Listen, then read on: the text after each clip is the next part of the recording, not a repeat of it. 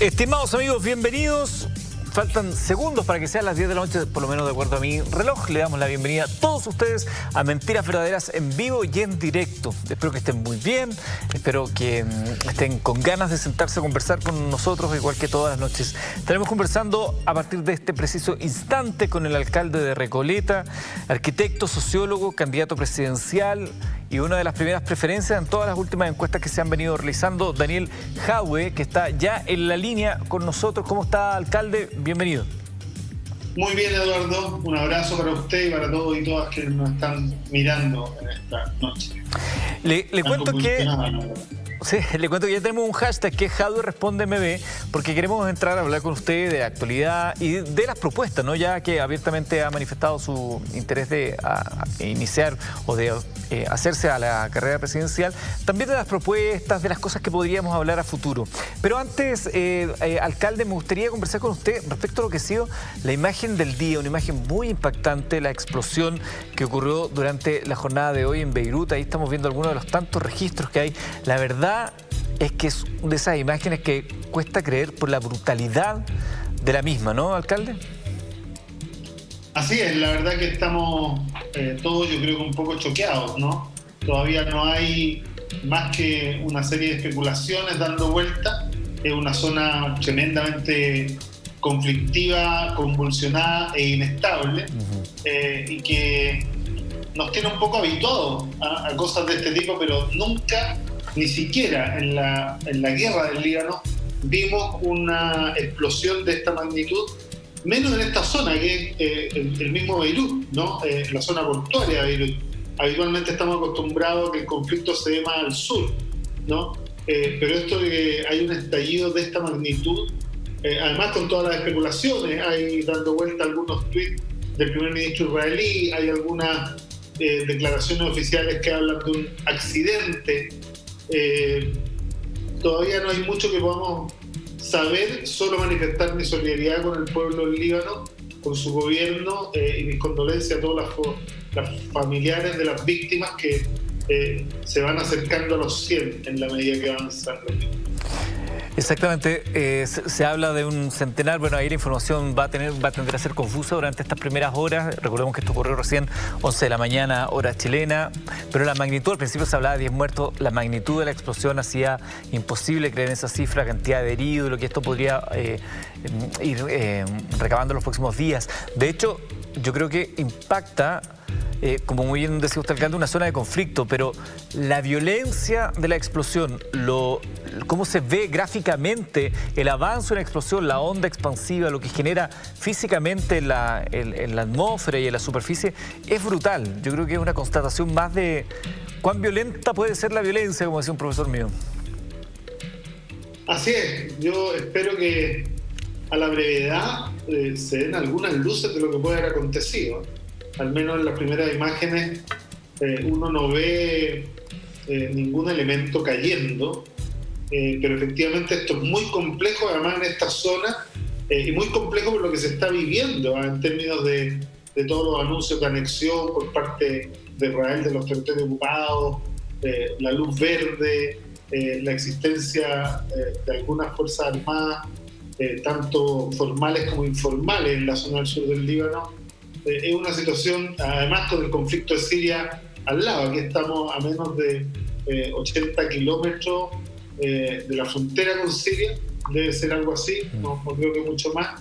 Y efectivamente esto, de llegar a comprobarse que hubiera algún país de la zona involucrado, para no decirlo con nombre y apellido, esto de verdad sería una catástrofe.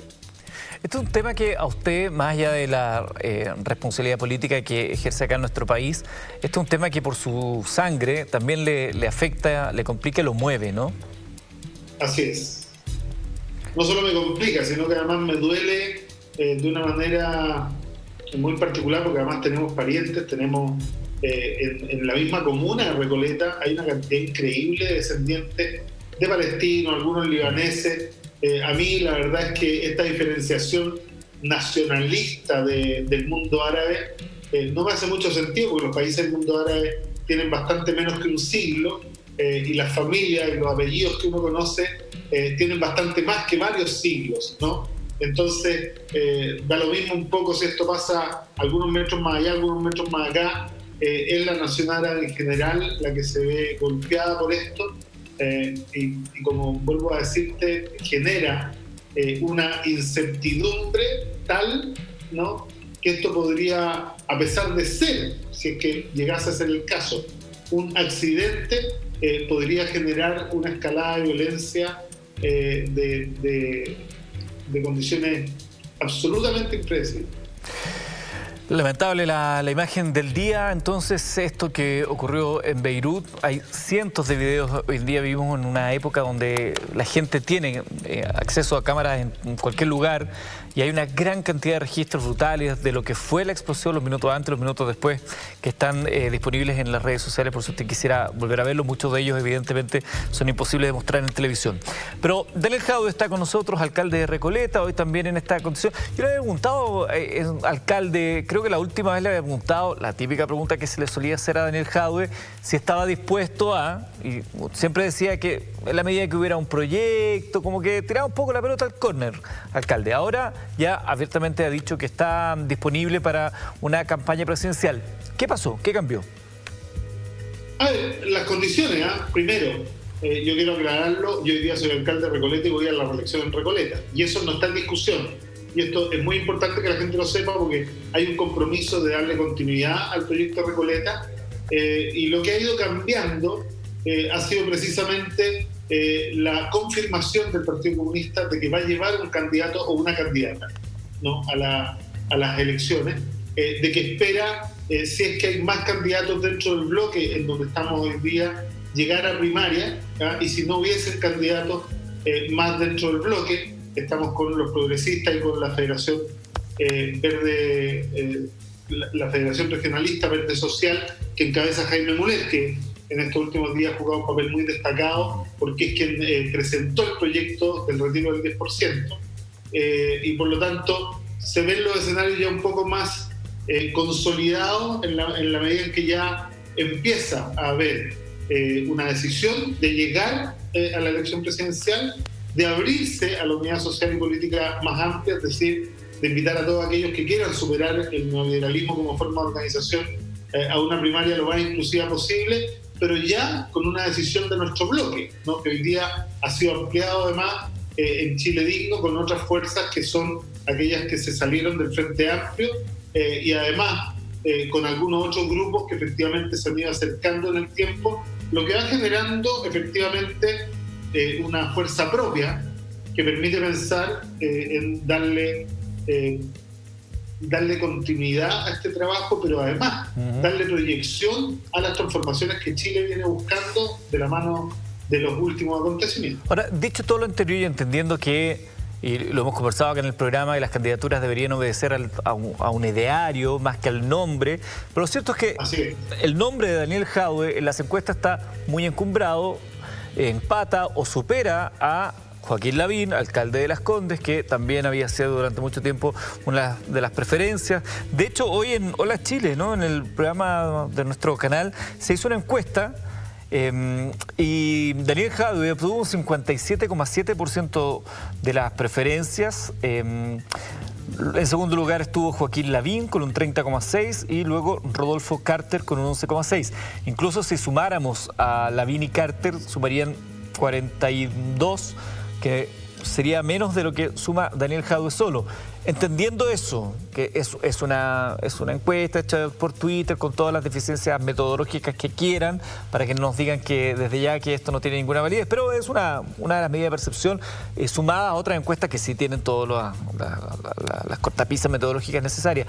El nombre de Daniel Jadwe está muy instalado, independientemente de que el Partido Comunista haya decidido llevar un candidato o candidata, la verdad es que parece que su nombre está ahí en pole position para tomar ese puesto. Lo primero, yo lo he dicho en otra oportunidad, yo siento que este resultado, primero, yo quiero aclarar, yo nunca le he dado mucha importancia a las encuestas, no creo mucho en las encuestas, y lo digo como sociólogo, sirven también para crear realidades y para mentir con mucha elegancia, muchas veces cuando se quiere generar una realidad más que representarla, y por lo tanto hay que mirarlas con mucha distancia. Lo que sí es evidente es que la gestión de la comuna de Recoleta, toda esta batería de iniciativas que han sido tan bulladas y algunas imitadas a lo largo de todo el país por alcaldías de distintos signos, nos ha posicionado en el imaginario colectivo de una manera bastante particular, porque hay una muy buena valoración de todo aquello. Cuando uno piensa en farmacia popular, en óptica popular, en universidad abierta, en la inmobiliaria popular, que en el último tiempo ha tenido un impacto notable en la vida de la gente que se cambió ahí, fundamentalmente son todas mujeres jefas de hogar, casi el 75%, la mitad de ellas con problemas de violencia intrafamiliar, o sea, problemas que están golpeando hoy en día nuestra sociedad, y cuando la ciudadanía ve que hay formas de resolver, ¿no?, y que provienen de un gobierno comunal, bueno, el reconocimiento a ese gobierno comunal, el reconocimiento que los mismos vecinos y vecinas tienen, el orgullo que sienten hoy día de tener un gobierno comunal que se destaca a nivel nacional, creo que va generando esta posibilidad de que mucha gente sueñe con que las medidas que están en Recoleta estuvieran el día de mañana en todo el país, ¿no?, y que fueran políticas nacionales, con todo el peso de lo que eso significa. Yo me imagino, cuando uno piensa que 213 comunas de nuestro país no tienen ninguna óptica, para nosotros dos, Eduardo, para usted, para mí, que ocupamos lente y que sin lente, imagínese lo que nos costaría movernos. Bueno, imagínese que más del 65% del territorio nacional no tienen ninguna óptica, ni privada, ni pública, ni nada. Entonces, cuando uno se imagina que desde un gobierno local puede aparecer esto, bueno, imagínense que hubieran ópticas populares en las 213 comunas, o en más, las librerías populares, 297 comunas de todo Chile, de las 345, estamos hablando casi del 85% de las comunas del país, no tienen ninguna librería en su territorio. Entonces, imagínense a alguien que le gusta leer, que aspira a democratizar el conocimiento y que ve que un gobierno local puede poner una librería que más encima, al igual que la óptica, al igual que la farmacia, venden a precio justo, a menos de la mitad del valor del mercado. Bueno, uno empieza a pensar, bueno, si ahí se puede, también se puede en mi territorio. Oiga, alcalde, quiero recordarle a la gente que también pueden mandar todas las preguntas que deseen a Jadwe Responde MB, que es nuestro hashtag.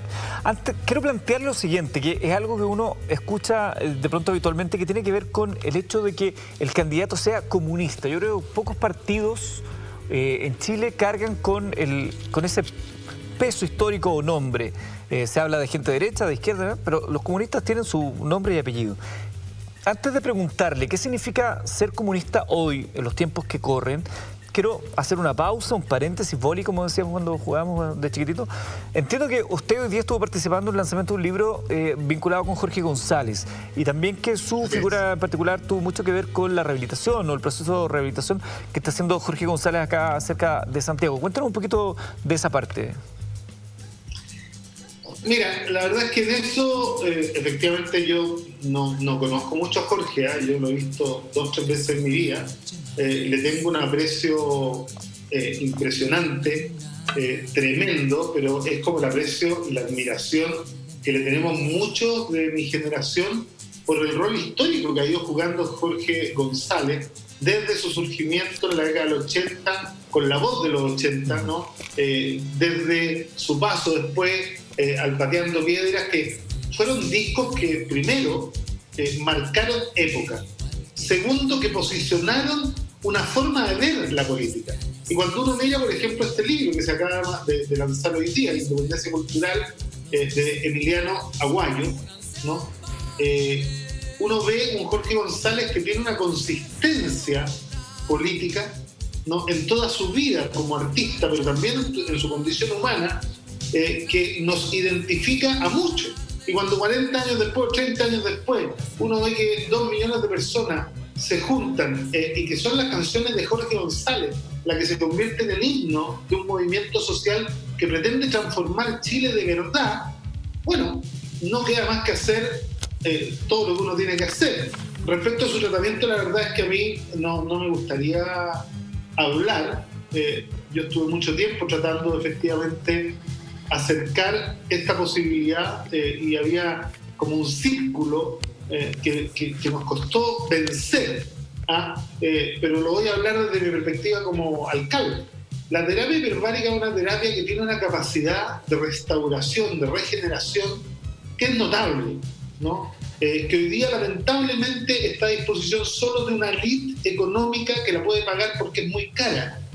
Y efectivamente es capaz de resetear, ¿no? De oxigenar, de fortalecer y de generar un salto adelante en la rehabilitación de daño neurológico y de una serie de enfermedades que no tienen otro tratamiento. ¿Para qué decirle lo que hace y las posibilidades que abre para los pies diabéticos, para una serie de cosas? Entonces, conversábamos con Jorge, ambos abrigamos el sueño que algún día la terapia hiperbárica y la medicina hiperbárica sea una medicina que esté al alcance de todos los chilenos y las chilenas por una cantidad de enfermedades en las cuales puede no solo salvar vidas, sino que además retardar deterioro, ¿no? Y en eso yo hice todo lo que me correspondía hacer nomás. La verdad que aquí los verdaderos protagonistas son los hermanos Osorio, que tienen una clínica que yo creo que es única en todo el país, que son además los productores de las cámaras hiperbáricas y que han generado una cultura nueva de la medicina y que ellos estuvieron desde un comienzo disponibles para hacer todo el tratamiento y efectivamente me pidieron que tratara de ubicar a Jorge, pero el mérito se lo llevan ellos, ¿no? Y alcalde, vamos al hecho de ser comunista en estos tiempos. ¿Qué pretende el comunismo hoy en la sociedad chilena? ¿Vienen a estatizar todo? ¿Vienen a quedarse a abolir la propiedad privada, con la reforma agraria? ¿Cómo viene el comunismo en estos tiempos que corren? Mira, Eduardo, yo la verdad es que hoy día los comunistas tenemos un programa de gobierno que más que un proyecto es un trayecto, una dirección hacia la cual avanzar. Y esa dirección tiene que ver con la solidaridad, con la fraternidad, con la justicia social y con la dignidad de la persona humana como centro de la discusión, ¿no? Más allá de eso, la verdad que nadie hoy día está pensando ni en expropiar todo lo que funciona en el país. Tampoco estamos pensando en efectivamente, bueno, el Partido Comunista de Chile nunca ha sido partidario ni de sistemas de partido único como existen en otras experiencias, y tampoco miramos modelos extranjeros, ¿eh? Nosotros creemos fielmente que los chilenos tenemos derecho a hacer nuestra propia historia. Yo me genera un poco de sospecha cada vez que uno habla en política. Todos te preguntan, bueno, pero ¿a qué país están mirando? ¿Cuál es el modelo de ustedes? No tenemos modelo.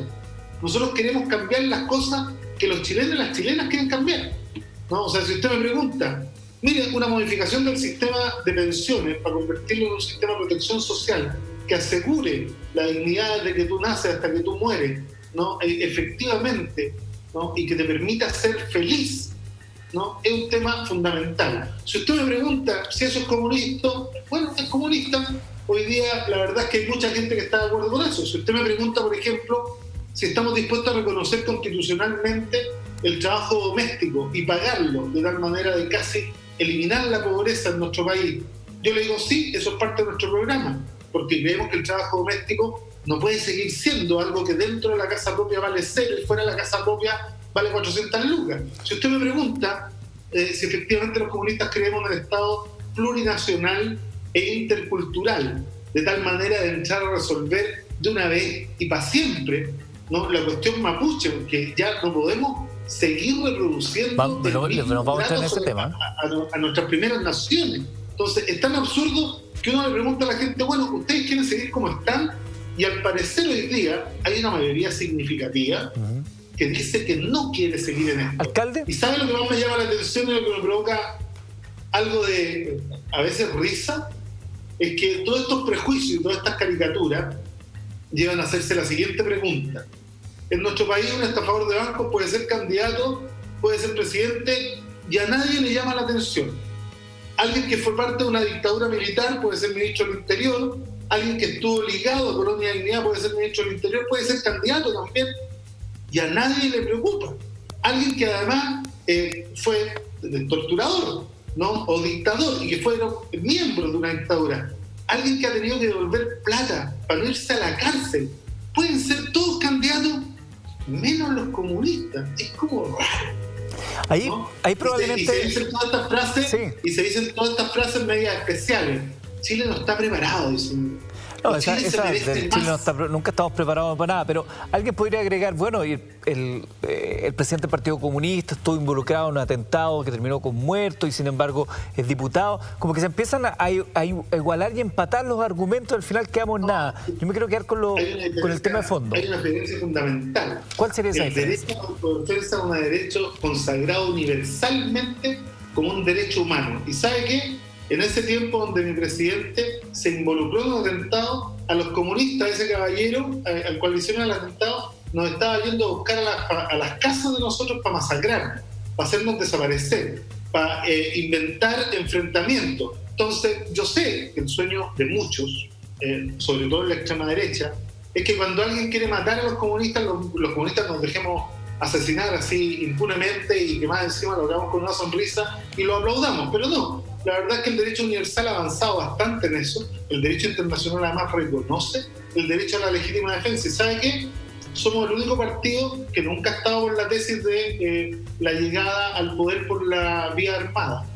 No como los socialistas, no como los miristas, no como algunos demócratas cristianos que aprobaron el golpe de Estado, no como la derecha, que ha sido partidario de esto muchas veces. Entonces, la verdad es que el Partido Comunista no necesita mostrarle las credenciales democráticas a nadie. Somos el partido más democrático y más institucional de la historia de Chile, ¿no? Y efectivamente nunca hemos participado ni de dictadura, ni hemos participado de masacre a los trabajadores chilenos, ni hemos participado de gobiernos que hayan aniquilado o que hayan hecho genocidio. Alcalde, pero cuando con todo el derecho de gobernar para todos. Para cerrar como el tema histórico y contexto comunista y entrar como las propuestas, cuando se les dice a los comunistas, ok, pero ustedes han avalado dictaduras comunistas, han aplaudido a líderes que tienen una gran cantidad de muertos a su haber, cuando se les enrostra un poco que en la historia el comunismo internacional ha estado vinculado con movimientos genocidas, ¿qué le respondería usted a esa gente? A ver, es que primero que los comunistas chilenos no somos responsables de lo que pasa en otras latitudes, o si no, imagínense, los capitalistas serían todos responsables de Hiroshima y Nagasaki, y los capitalistas y los católicos serían todos responsables de una serie de cosas que ni siquiera nos queremos acordar. Entonces, además, los capitalistas serían responsables de todas las dictaduras de América Latina, no solo de la de Chile, que la trajeron. Entonces, yo creo que esa discusión es medio absurda, ¿no? Porque nosotros además nunca hemos defendido a ningún líder y a ninguna dictadura. ¿Saben lo que defendemos nosotros? Un principio fundamental del derecho internacional: el derecho a la autodeterminación de los pueblos y la no intervención en asuntos internos. Entonces, ¿sabe cuál es el problema? Que algunos que nos critican aquello fueron los que en 1964 recibieron plata de Estados Unidos y se pusieron a disposición de un gobierno extranjero para torcer las elecciones en Chile. Y otros que nos critican eso son los que se pusieron a disposición de un gobierno extranjero para derrocar al gobierno electo democráticamente, incluso desde antes de que éste asumiera. Entonces, a mí me parece que esos no son argumentos. ¿Sabe cuáles son los argumentos que valen? Es que en 25 años todos ellos nunca pudieron bajar el valor de los medicamentos y nosotros sí. En que en 25 años nunca pudieron hacer arriendo a precio justo y nosotros sí. Y que hoy día las ideas que antes parecían minoritarias parecen ser mayoritarias y por algo nos tienen liderando encuestas a nivel nacional, que la verdad es que en 108 años de historia no nos ha pasado tantas veces. Acá le invito a que revisemos también los comentarios de la gente y las preguntas que hacen nuestros televidentes. Jadwe responde MB. A ver, tenemos ya una pregunta. Dice, ya fue decir, pregúntele a @Daniel Jadwe.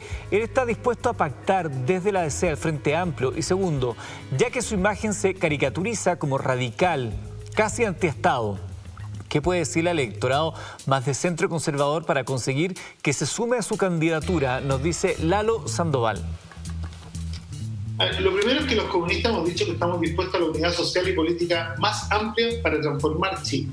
Todos los que quieran ser parte de esa unidad, estamos dispuestos a conversar con ellos, pero con algunas condiciones básicas, ¿no? No nos gustaría que nadie que llegara a esa alianza después nos dijera, atornillando al revés, que firmó el programa sin leerse, como lo dijo el presidente de la Democracia Cristiana durante el gobierno de la presidenta Bachelet, ¿no? Entonces, queremos sí hacer alianzas con gente que sea seria y que además entienda el momento que está viviendo Chile, ¿no? Cuando el 80% de los chilenos quiere cambiar el sistema de la AFP y quiere efectivamente mejorar el tema de las pensiones, bueno, esperamos que tener una coalición que se ponga de acuerdo en un programa básico que esté en sintonía con las necesidades y con las aspiraciones de la mayoría de los chilenos. Hablar de nuevo de la gratuidad de educación y ver hasta dónde la extendemos. Nosotros somos partidarios de la gratuidad completa. Y a diferencia de otros, nosotros no vetamos a nadie. Si el tema de esa unidad hay que preguntárselo a aquellos que andan pontificando siempre y diciendo no, con los comunistas no. ¿Sabe cuál es el problema de ellos? Que cuando a los comunistas nos toca votar por ellos somos súper bienvenidos. Pero ellos imaginarse votando por nosotros parece que les cuesta algo más. Pero eso además es un tema solo de las cúpulas políticas, porque en la base social la realidad es otra. ¿Y las posibilidades reales y concretas de asociarse, por ejemplo, al Frente Amplio? Ha dicho recientemente George Jackson que el ideario político, la idea estaba lejos de la idea que tenía el Partido Comunista. Es que, a ver, vuelvo a decirlo, cuando uno hace una coalición de gobierno, uno hace un programa de la coalición.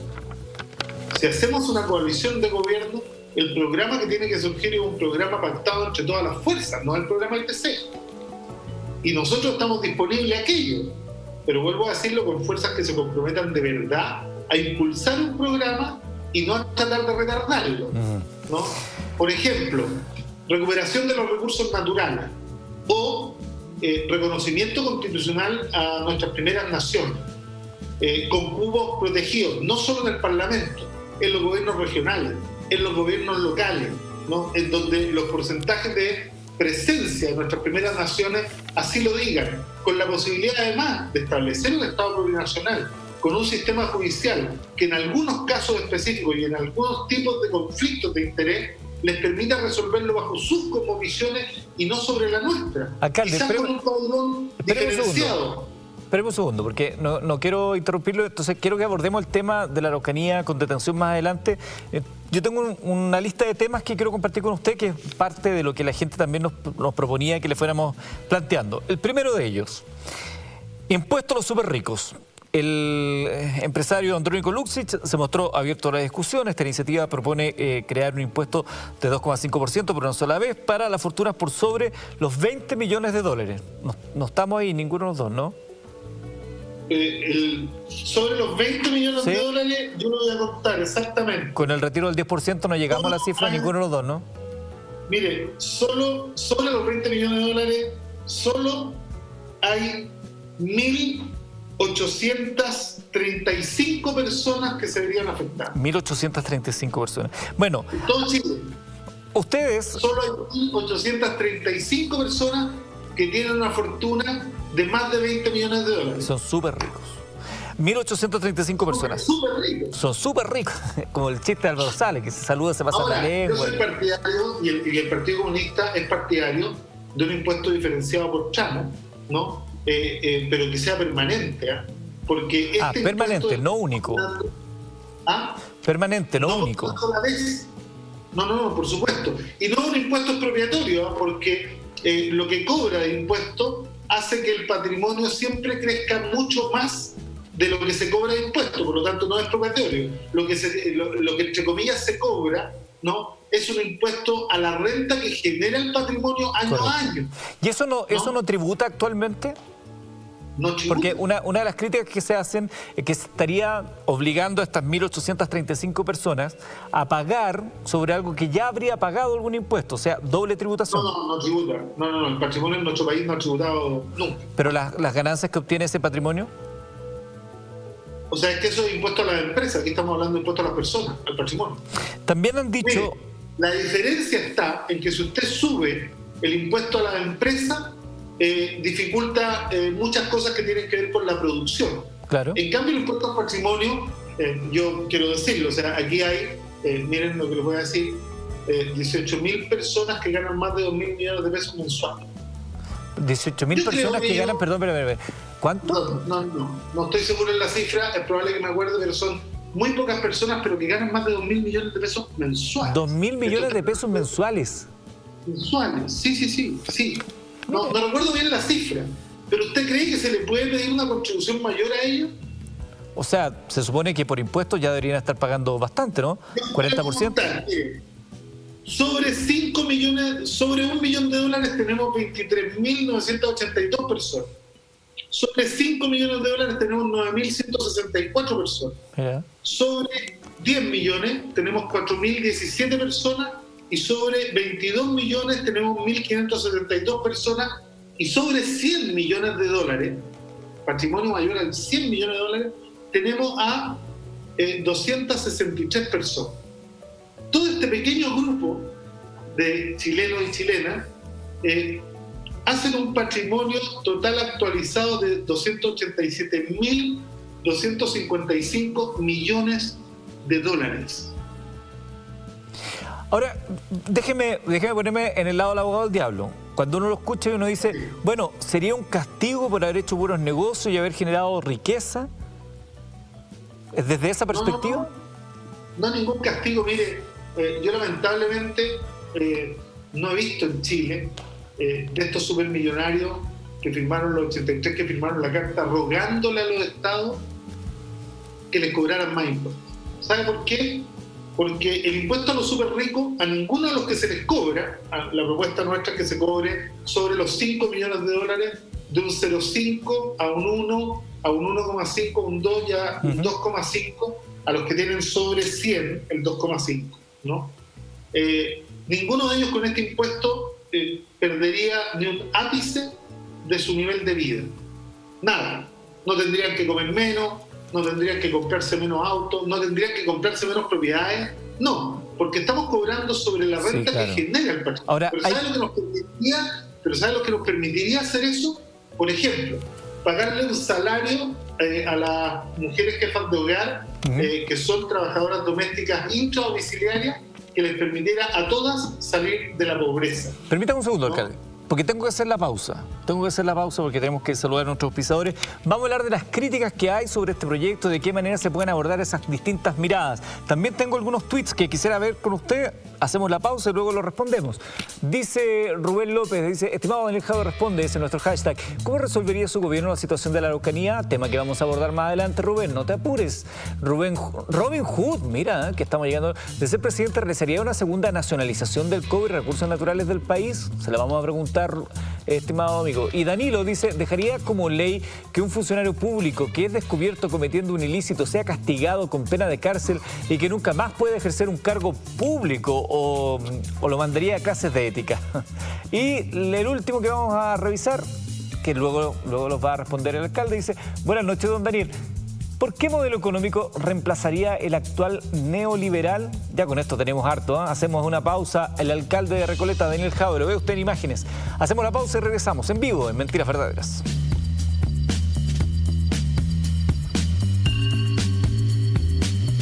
Estamos en los primeros días de agosto, en vivo y en directo. Estamos conversando con el alcalde de Recoleta, Daniel Jadwe.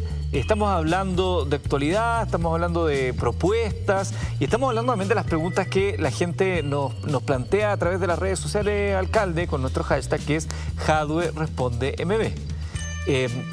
Oiga, alcalde, estábamos hablando antes de la pausa. Solo voy a corregir el dato que di porque lo busqué en el intermedio. Son 1.800 familias en Chile que ganan un promedio de 2.000 millones de pesos mensuales.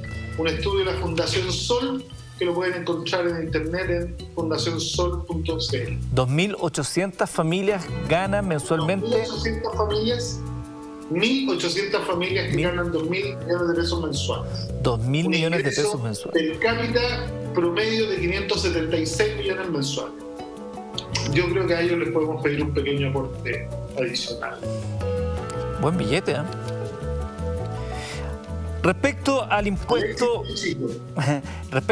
a los súper ricos, que veníamos hablando antes de la pausa, decíamos que una de las críticas era que los montos ya estaban tributados. Usted ya vio que espantaría los fondos, que de 13 países OCDE solo 3 continúan usándolo, a saber España, Noruega y algunos cantones de Suecia, que no habría sido una buena idea porque esto genera salida de capitales, menor inversión y por lo tanto un empobrecimiento de los empleos.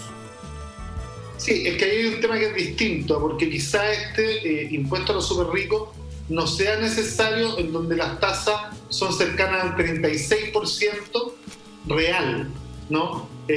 Nosotros tenemos una tasa significativamente más baja y la recaudación nuestra no llega a más del 23% del PIB. En esos países el impuesto genera una recaudación que puede llegar hasta el 40%, ¿no? Y más del por ciento del PIB. Entonces, quizá, si efectivamente en nuestro país avanzáramos, pero que yo creo que es un error, en subir significativamente los impuestos a las empresas, ¿no? Podríamos prescindir de esto, pero yo creo que esto daña la economía porque eso sirve en países quizás mucho más industrializados, en donde la tasa promedio es mucho mayor. Y lo otro que hay que comparar es cuando estos países toman la decisión en qué etapa del desarrollo humano.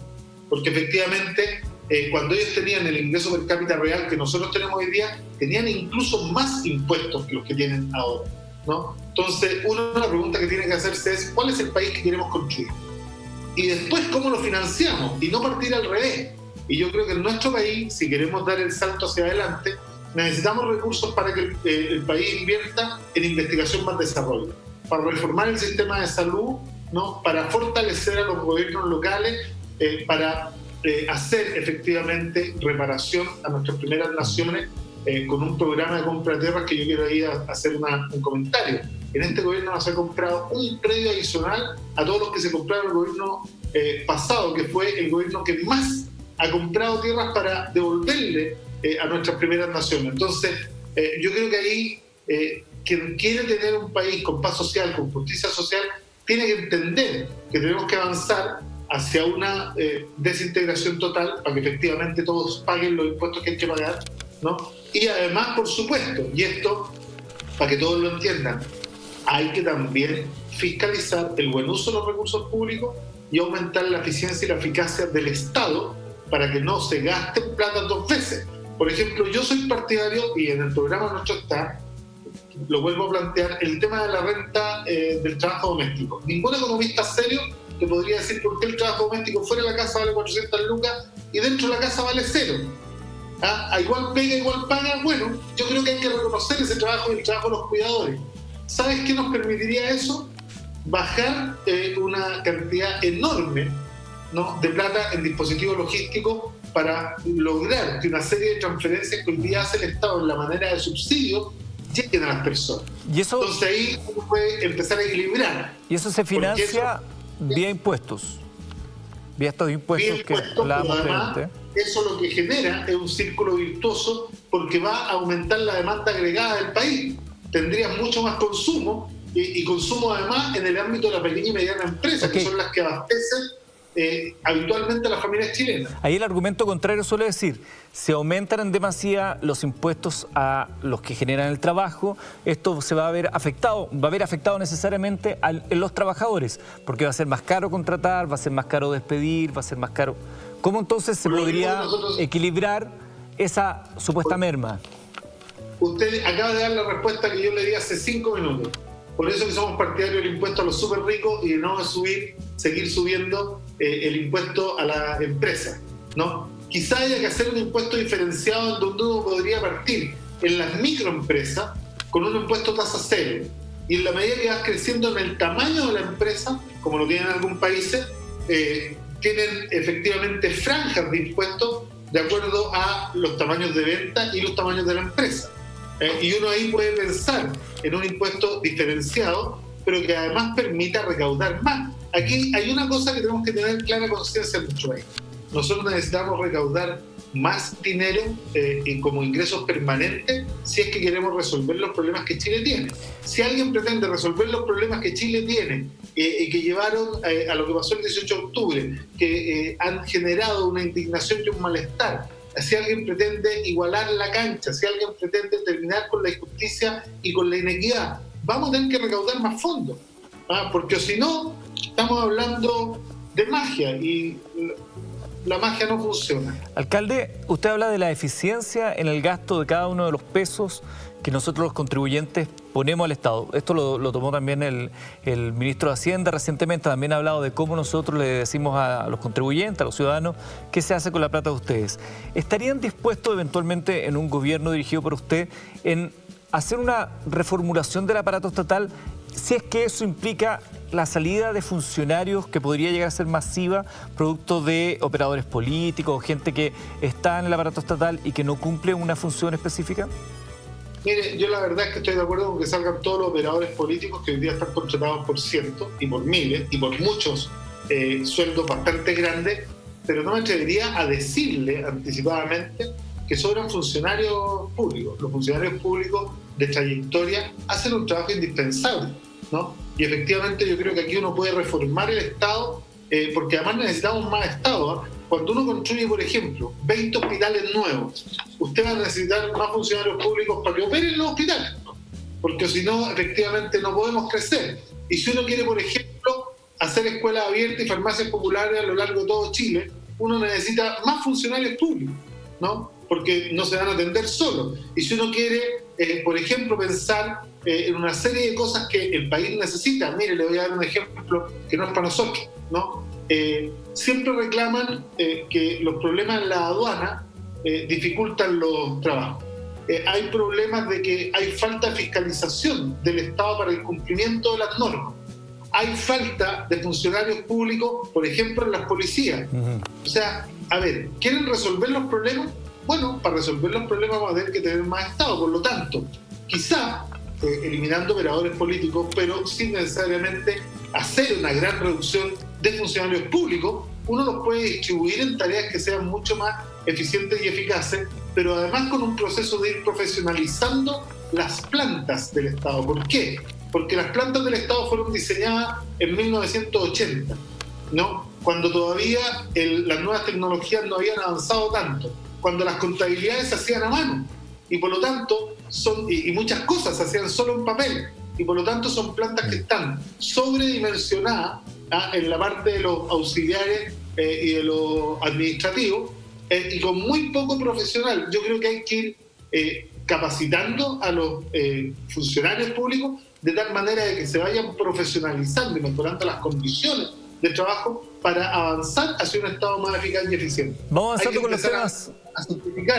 Hay que empezar a certificar el Estado. Vamos avanzando con los temas que nos propone la gente. Hacer ahorrar el Estado.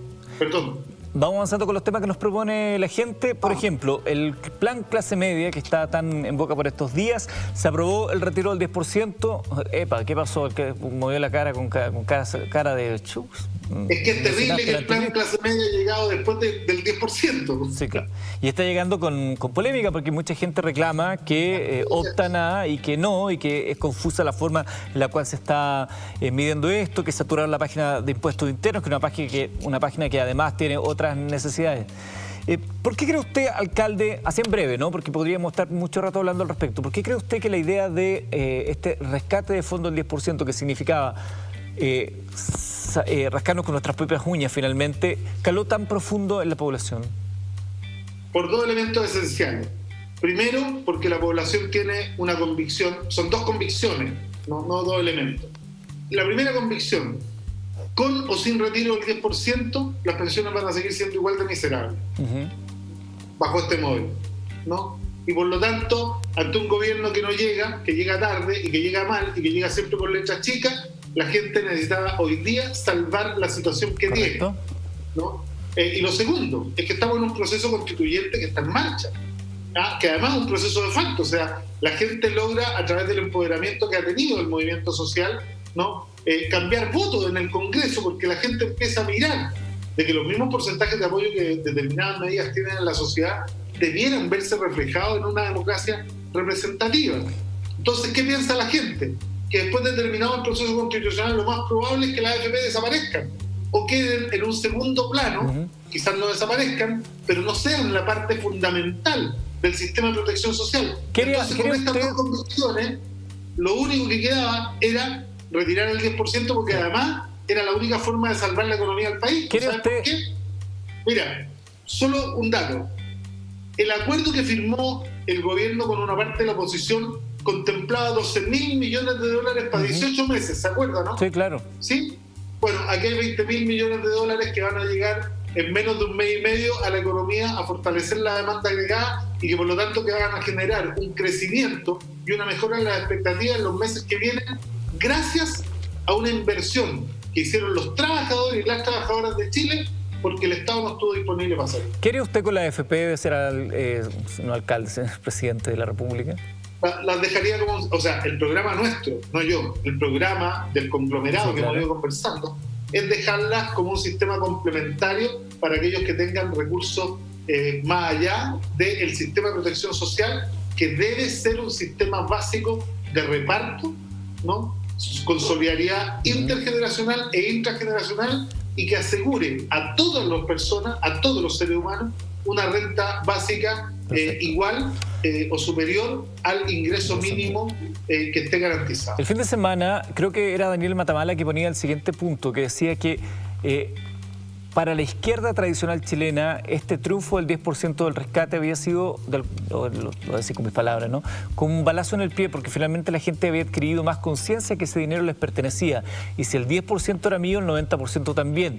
Lo quería en contra de esta idea de que estos fondos estatales, estos fondos previsionales personales, las cuentas individuales, puedan llegar a ser parte del Estado. Se ha hablado incluso de una expropiación de fondos. Fontaine lo ha mencionado más de una oportunidad. ¿Cómo ve usted esa disyuntiva? Hay un proyecto hoy día que habla de nacionalizar los fondos, no de expropiarlos, de nacionalizarlos. ¿Cuál es la diferencia en simple? ¿Ah? ¿Cuál es la diferencia en simple? O sea, que esa plata queda en el Estado, y que el Estado te asegura una pensión que a todo evento es mucho mayor para el 95% de las personas de la que el sistema de AFP te ofrece. O sea, el fondo deja de ser mío, será del Estado, pero me reconocen que yo tenía esa plata. La antigüedad, te reconocen además el fondo y te reconocen una pensión que va a ser mucho mayor que la pensión que este fondo actual te asegura. ¿Ya? Entonces yo te aseguro que si la discusión de manera más transparente, a uno le podrían dar a elegir, mira, te podés quedar con tus fondos en la AFP, pero si los pones en este fondo nacional, que además lo vamos a hacer y lo vamos a ocupar para activar la economía chilena y no para invertirla en empresas internacionales, ¿no? Y tampoco lo vamos a ocupar para prestárselo a la banca, para que la banca te lo preste a ti mismo a un interés mucho mayor del que tu plata te da a ti. Entonces, efectivamente... ¿Y la gente podría optar a eso? ¿La gente podría elegir? O sea, yo creo que efectivamente va a haber una conciencia creciente acerca de que el país lo que necesita es un sistema de protección social, ¿no?, que además tiene que ser complementado con otras cosas, mayor protección a la maternidad, ¿no?, y además, ¿no?, asegurar el derecho a vivir dignamente, que no es lo mismo que el derecho a la vivienda, desde que naces hasta que te mueres, independiente de tus ingresos. Dentro de las preguntas estos son los problemas esenciales de Chile. Dentro de las preguntas que habíamos visto antes de la pausa y de las muchas que están llegando, hay hartos que abordan el tema de la Araucanía. Quisiera compartir con ustedes, amigos, en sus casas, un video que ha puesto el alcalde Jadwe y luego nos metemos a este conflicto. Hay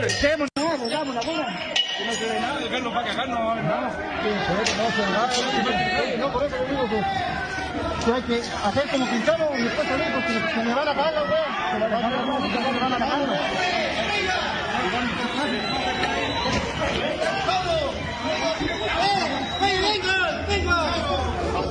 ¡Venga la policía! ¡Que acá metimos nosotros!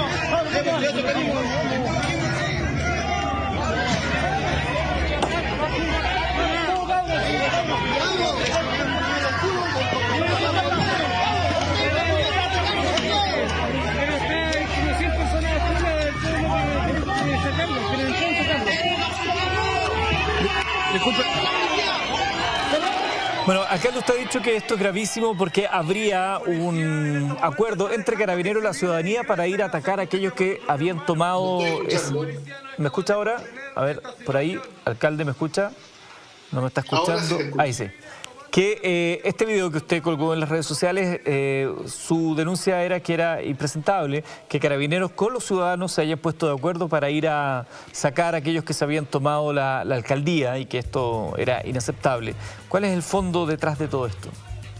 A ver, yo creo que cuando Carabineros ve a una turba que mediante la violencia pretende ingresar a un edificio para agarrar a palo y sacar por la fuerza a otros, no deberían haberse hecho parte ni deberían habernos dejado que esto pasara. Yo entiendo que cuando hay ocupaciones ilegales es la justicia la que debe actuar. Entonces, si nosotros legitimamos la posibilidad de que un conjunto de ciudadanos armados se tomen la justicia por sus propias manos en algo que no les pertenece, porque es un edificio público. Distinto sería quizá, ¿no?, si estuviéramos hablando de propiedad de ellos. pero aquí ni siquiera los alcaldes en algunas de las municipalidades estaban de acuerdo con los desalojos forzados, porque aquí hay un tema que está de fondo y que si lo quieren resolver algunos sectores más tradicionales de derecha, de la misma manera como lo vienen resolviendo hace 200 años, lo único que yo les puedo asegurar es que esta situación se va a seguir deteriorando, ¿no? Y que unos van a terminar legitimando la violencia. Y yo estoy claro que yo condeno absolutamente la violencia, venga de donde venga, pero también condeno la violencia del Estado, ¿no? Y hay algunos que son solo partidarios de la propiedad privada desde que tienen los títulos de propiedad ellos. Porque aquí nadie discute que el pueblo mapuche pertenecía a esa tierra antes de que llegaran los actuales títulos de propiedad. Y por lo tanto tenemos que ver y entender que esto es una discusión, ¿no?, que además a mí me llega muy de cerca, ¿no? Porque siento que esto se parece demasiado a la ocupación ilegal de Palestina, ¿no? Siento que esto se parece demasiado a la política de exterminio físico y político de las primeras naciones. Esto se parece demasiado a un Estado que además, no lo digo yo, que desarrolló genocidio, está contenido en el informe que hizo don Patricio Aylwin al presidente Lago, en donde se conformó este estudio para el nuevo trato, en donde se reconoce la responsabilidad del ¿Alcalde? Estado.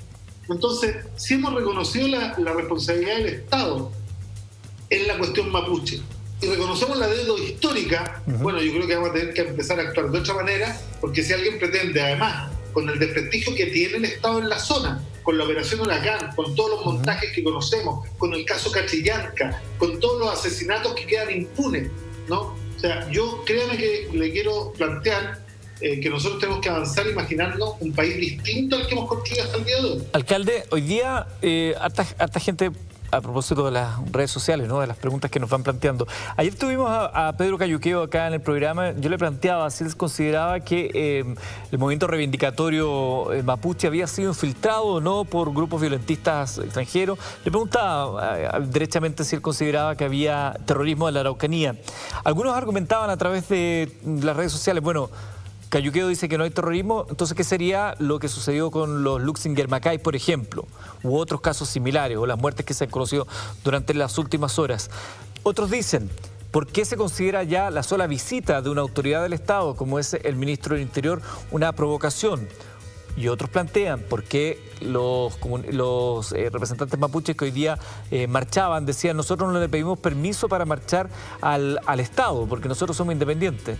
¿Cómo se logra compatibilizar todas estas miradas en una sola perspectiva de diálogo y de entendimiento? Yo, mire, creo que hay una verdad histórica que nadie puede refutar, ¿ah? Y es la ocupación ilegal que Chile hizo en los territorios de Gualmapu.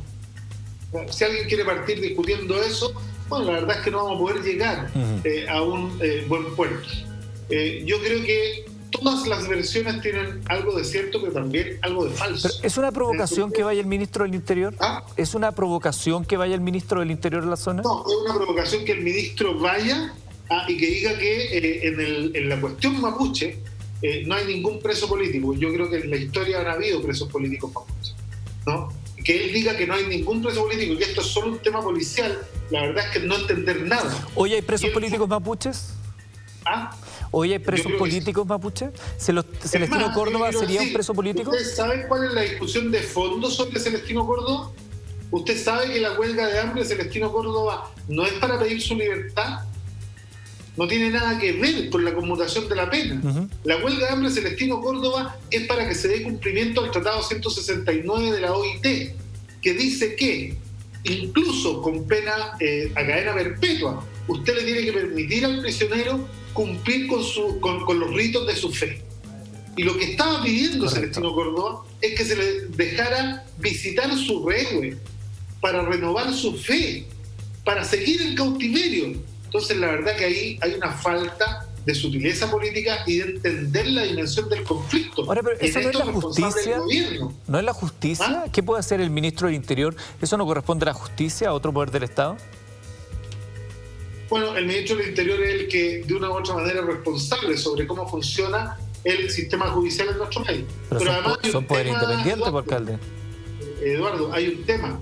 Usted tiene que recordar que aquí han habido sucesivos montajes de carabineros, incluso con participación de miembros del sistema judicial, en donde se han falseado pruebas para incriminar a gente del pueblo mapuche que ha terminado siendo exonerada por la misma justicia.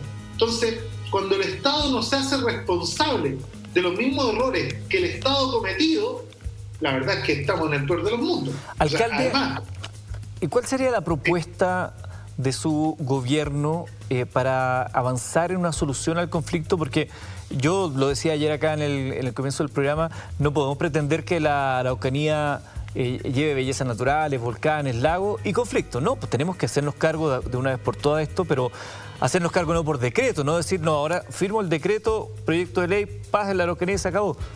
¿Cómo nos sentamos a conversar? Lo primero es cumplir una promesa que todos los gobiernos que han pasado en los últimos 30 años por la moneda le han hecho y que ni uno se lo ha cumplido. Reconocimiento constitucional, Estado plurinacional, ¿no? Y más encima un Chile intercultural. ¿Qué significa eso? Discutir todo lo que haya que discutir para tener escaños protegidos, por ejemplo, en el Parlamento. Pero aquí tenemos una derecha que incluso se ha negado a asegurar la participación de las primeras naciones en la Convención Constitucional. Entonces, yo creo que aquí uno tiene que, primero, salirse de la caja. Venimos hace 200 años tomando decisiones dentro de la misma caja y sobre todo hace 40, dentro del sistema neoliberal y el Estado Nacional como instrumento de dominación.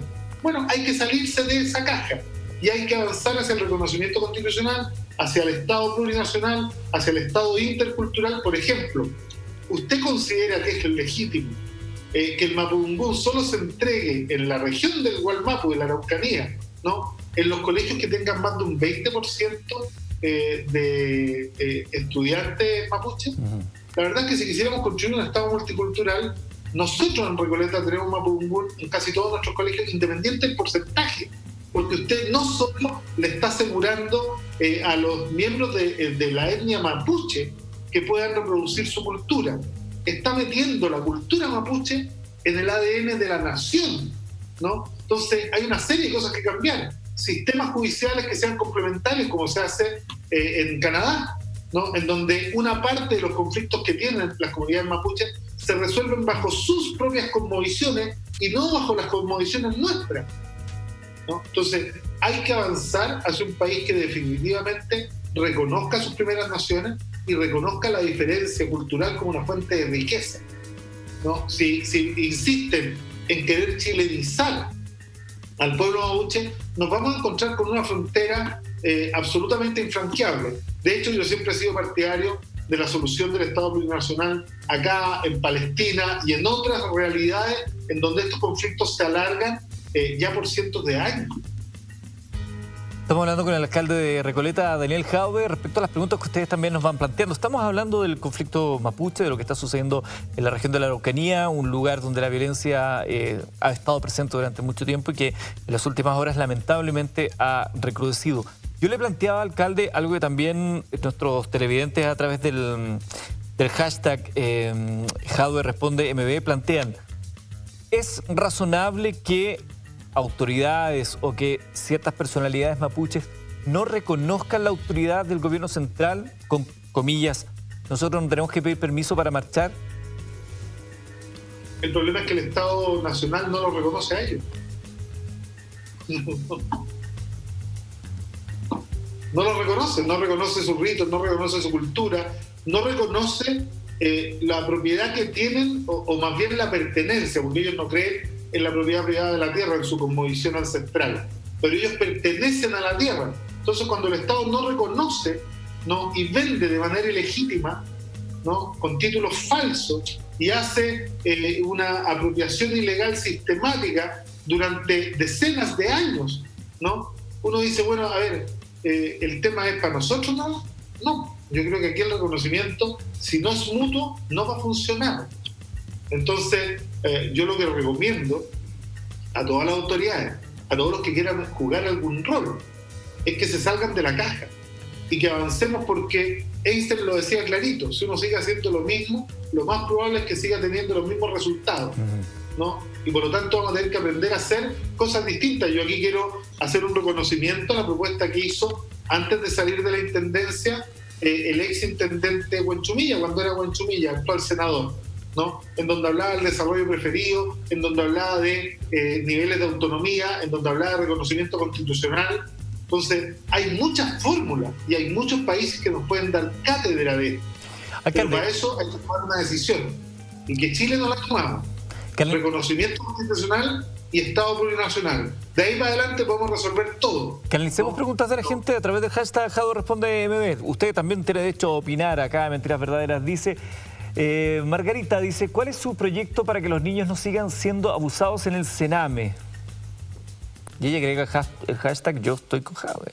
Bueno, nosotros ya tenemos una propuesta, ¿no? Que es municipalizar el Sename.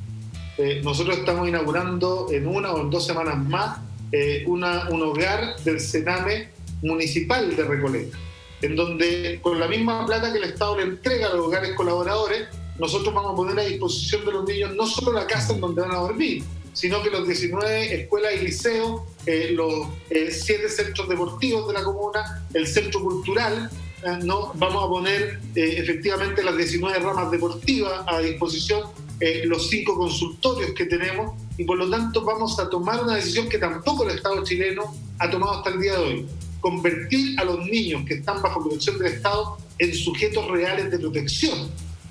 Entonces nos vamos a preocupar de que esos niños recuperen las ganas de desarrollarse, recuperen sus sueños, puedan, por ejemplo, mira, lo que pasa en algunas comunas, Eduardo, que a mí me parece que es brutal. Tú sabes que hay algunas comunas donde los colegios y las escuelas estatales, los colegios municipales, no admiten niños del Sename. Estamos en el peor de los mundos. Brutal, pues. Porque las escuelas municipales que son del Estado no admiten a los niños. Y una discriminación por donde se le mire. Alcalde, le propongo que sigamos avanzando a fin de que podamos canalizar muchas de las preguntas de la gente. Vamos a la siguiente, señor director. ¿Qué están diciendo ahí? Dice, ¿qué opina de la gestión de Nicolás Maduro y cómo justifica la migración de venezolanos a Chile? ¿Mantendría la política de fronteras abiertas a la migración? ¿Mantendría la agenda del PNUD en su gobierno? Nos dice Misia Jane M. Miren, yo creo que Chile tiene que actuar en relaciones internacionales con absoluta reciprocidad. Entonces la pregunta que hay que hacerse es si queremos que todos los chilenos que están en el exterior se les cierren las fronteras y sean devueltos a nuestro país. Los que están estudiando, los que están trabajando, que les comento a los chilenos que no lo saben, son muchos más que los inmigrantes que tenemos nosotros en nuestro país. Además, quiero comentarles para los que no lo saben, que si hace 100 años hubiéramos cerrado las fronteras, hoy día no habría nadie en el Parlamento de Chile, tampoco en el gobierno, porque este es un país que está construido en gran medida también por muchos inmigrantes, ¿no? Entonces, yo considero que además hay una contradicción vital en mucha gente que es completamente partidaria, y esto me ha llamado mucha la atención siempre, ¿eh? Los que son completamente partidarios a la libertad absoluta, al movimiento de capitales, son los menos partidarios de la libertad en movimiento de las personas. Alcalde, y los estados nacionales tienen menos de 400 años de historia, y la presencia del ser humano en la Tierra más de 70.000 años como nosotros los conocemos. Entonces, a mí me parece que plantear esto desde esa perspectiva no es correcto. Yo prefiero el mundo que aprenda a valorar la diferencia como fuente de riqueza permanente. Y respecto a la primera parte de esa pregunta que decía su visión respecto a la administración de Nicolás Maduro en Venezuela y por qué la gente huye de Venezuela y no va a Venezuela. O sea, la gente huye de Venezuela porque es un país en crisis y porque tiene una crisis profunda, ¿no? Y si usted me pregunta a mí, es una crisis que tiene múltiples factores y múltiples responsables. De partida, a mí no me gustaría que ningún país extranjero viniera a expropiar los fondos de este país bajo ningún pretexto, ¿no? Entonces, hoy día Venezuela vive bajo asedio y tiene problemas que tienen que resolver, pero ¿sabes quiénes? Los venezolanos, sin que nadie se meta, ¿no? Y la verdad es que yo siempre he sido partidario, y ustedes me han visto, yo nunca me han visto firmando una carta ni para el presidente o expresidente de Brasil, ni para el expresidente de Bolivia, ni tampoco para ningún presidente de ninguna parte. No me gusta que los países intervengan en los asuntos internos de otros países, porque esto es una base fundamental del derecho internacional. Vamos a otra pregunta. A ver, avancemos. A ver qué más nos plantean nuestros televidentes. Robin Hood, de ser presidente, ¿realizaría una segunda nacionalización del cobre y recursos naturales del país? Sí, absolutamente. Cobre, litio, el agua. ¿Qué implica eso? ¿Qué implica eso, por ejemplo, en el caso del cobre en particular respecto a los capitales mineros que funcionan en Chile? Renegociar la presencia de las empresas internacionales de tal manera de que su participación en el proceso productivo deje algo para Chile. ¿Eso sería impuestos, royalty o lisa y llanamente la expropiación de parte de la propiedad? La nacionalización. Mira, hay un formato bastante notable, que es el formato que desarrolló el gobierno de Bolivia después del triunfo de Evo Morales en su primer periodo, cuando le dio 6 meses para renegociar y cuando efectivamente se asoció con el Estado, que es el dueño, y que esto además, yo le cuento todo, aunque no sea de facto, en Chile los recursos naturales están todos nacionalizados. Hay otros decretos que han violentado lo que dice nuestra Constitución para entregarle nuestros recursos naturales a empresas transnacionales. Por lo tanto, yo creo que hay que renegociar de tal manera que el Estado chileno sea al menos socio mayoritario de todas las inversiones que se hagan en minería en nuestro país, y le aseguro que tal como pasó en Bolivia, que todos amenazaban con que todos se iban a ir, que al final no se fue ninguna empresa. ¿No puso en riesgo la competitividad de la industria minera boliviana tampoco? ¿Ah? ¿No puso en riesgo la competitividad de la industria minera boliviana esa medida? Para nada, y aumentó 9 veces los recursos que la minería del país le daba al gobierno boliviano, de tal manera que pudo desarrollar tremendas reformas para mejorar la calidad de vida de todo y todas sus habitantes. Preguntan acá también a través de las redes sociales, ¿cómo ve usted el manejo de la pandemia por parte del gobierno? Es algo que ya hemos tratado tanto. Creo que el gobierno se equivocó desde un comienzo, pero el gobierno ya ha reconocido su error. Cuando nosotros tuvimos un ministro de Salud que dijo que todas las premisas de las cuales había partido administrando la pandemia y el diseño de lo que él llamó su estrategia se habían caído como un castillo de naipes, y que además comentó públicamente que se había encontrado con una pobreza y con un hacinamiento del cual no tenía conciencia, ¿no? Y que por lo tanto nunca entendió cuando los alcaldes le decíamos que tenía que cerrar la región metropolitana antes para evitar que el virus saliera de la zona oriente de la capital donde había partido y que llegara a los sectores populares, porque nosotros sí teníamos conciencia del nivel de hacinamiento y pobreza que en nuestras comunas existía. Entonces el gobierno, además, recuerden ustedes que algo que me ha llamado profundamente la atención de lo que estamos viviendo hoy día, cuando se hizo el primer intento de retorno seguro, con nueva normalidad incluida, esto entre el 24 y el 29 de abril, yo les recuerdo que estaba planteado que el 27 de abril los niños volvieran a clase, el 24 volvieran los funcionarios públicos, el 29 de abril se reabrieron centros comerciales en experimentos sociales liderados por alcaldes que se sumaron a la estrategia del gobierno. En esos días, ¿sabes cuántos contagios nuevos teníamos diarios en promedio? Entre 300 y 500. Y esto se fue al tacho de la basura, todo este proceso, justo el 1 de mayo. Entre el 1, el 2 y el 3 de mayo, que fue un fin de semana largo, entraron en promedio 1.400 casos nuevos cada día. Y toda la estrategia del gobierno se fue a la basura, ¿no? La pregunta del millón es, ¿por qué hoy día estamos desconfinando si tenemos más casos en promedio diario que aquellos que terminaron la cuarentena?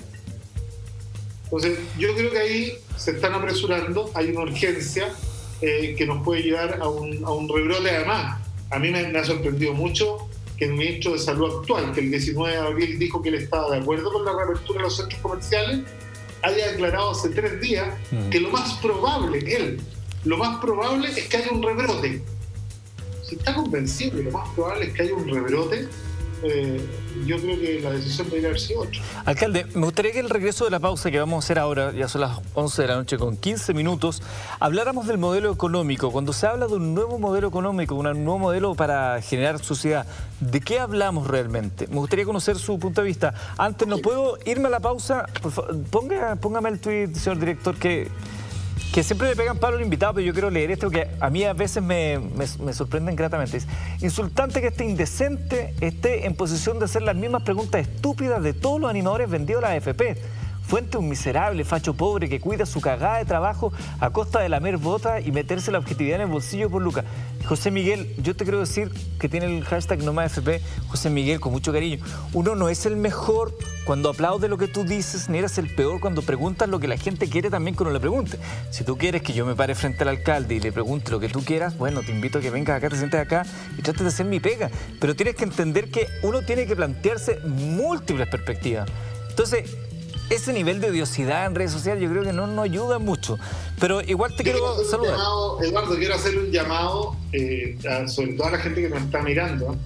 Tenemos que llevar el debate con altura de mira, con respeto y respetando todas nuestras legítimas diferencias, o si no, estamos haciendo un flaco favor, no solo a nuestro país, sino que además al proceso que queremos vivir. Así que toda mi solidaridad con usted. Gracias, don Eduardo. Gracias, compañero. Le gustó. Sí, que la cagada de pega, eso es lo que más me dolió. La cagada de pega es lo que más me dolió. Porque facho pobre, comunista, a uno lo tratan todos los días así, facho pobre un rato, comunista. Vamos a hacer la pausa. Entonces, al regreso, vamos a seguir hablando con el alcalde de Recoleta. ¿Están comiendo guaguita? Sí. No lo puedo creer. Uno es empático. Hacemos la pausa y regresamos con el alcalde de Recoleta. Nos he dejado acá en Mentiras Verdaderas. Ya volvemos.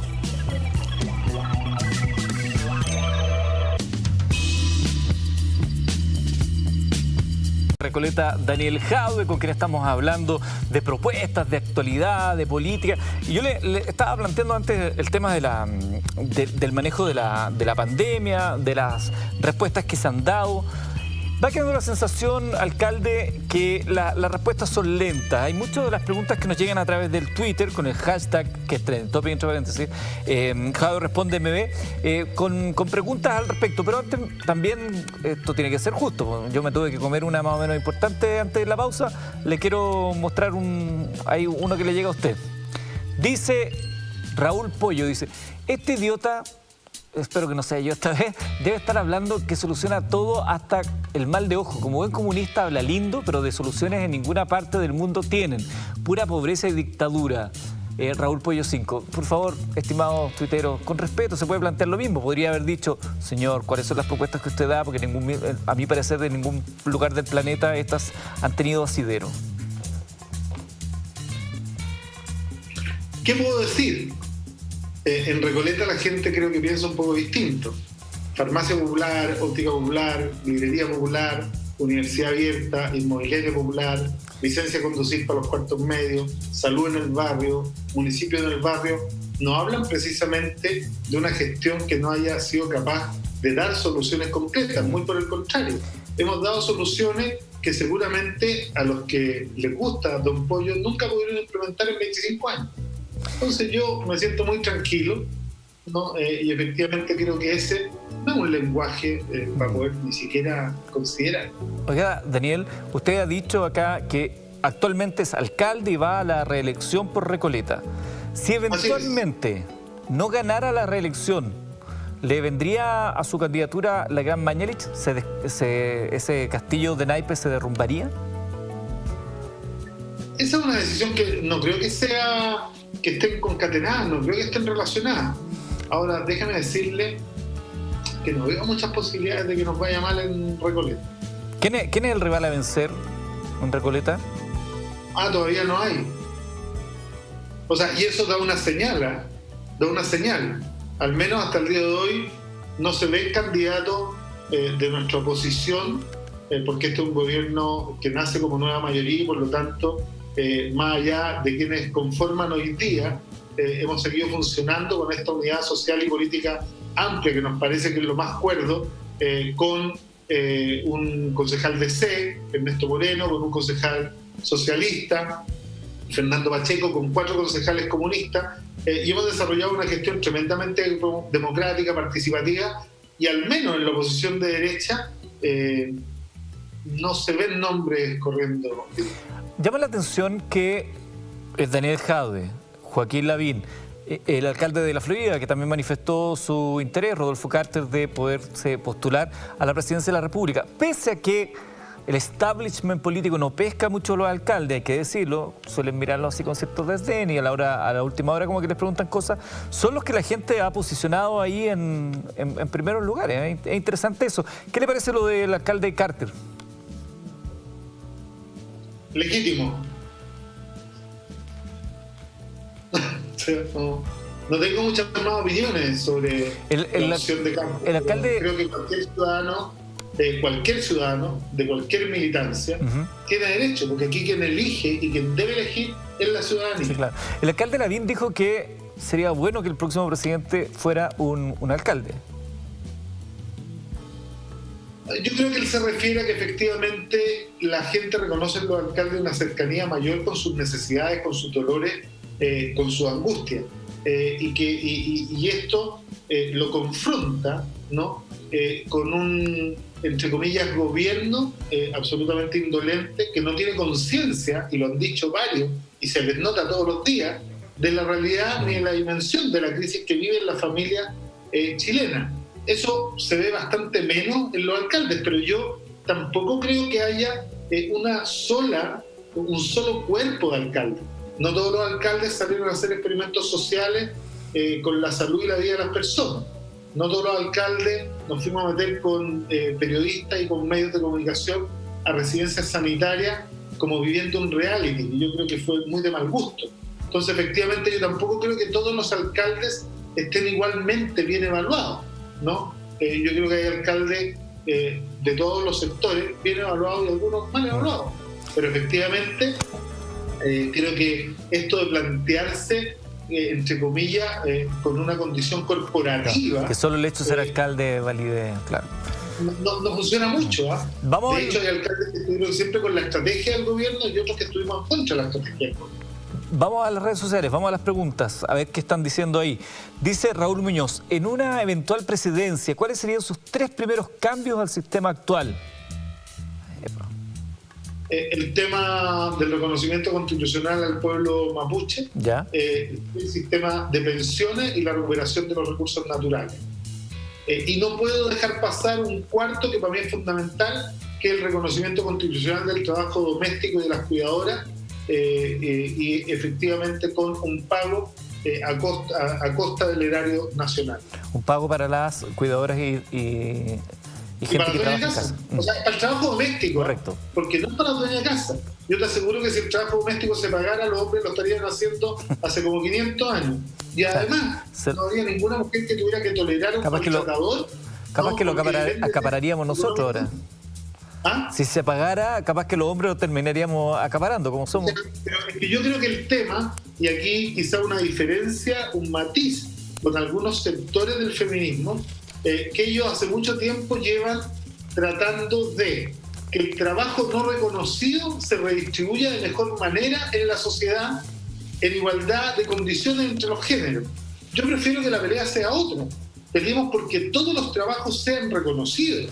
Peleemos porque efectivamente igual pega, haya igual paga. Entonces, efectivamente, cuando tú contratas a un cuidador, ¿sabes cuánto sale, para aquellos que lo pueden pagar, un cuidador de un adulto mayor postrado? ¿Sabes cuánto sale un cuidador o una cuidadora buena, ¿no?, de un niño?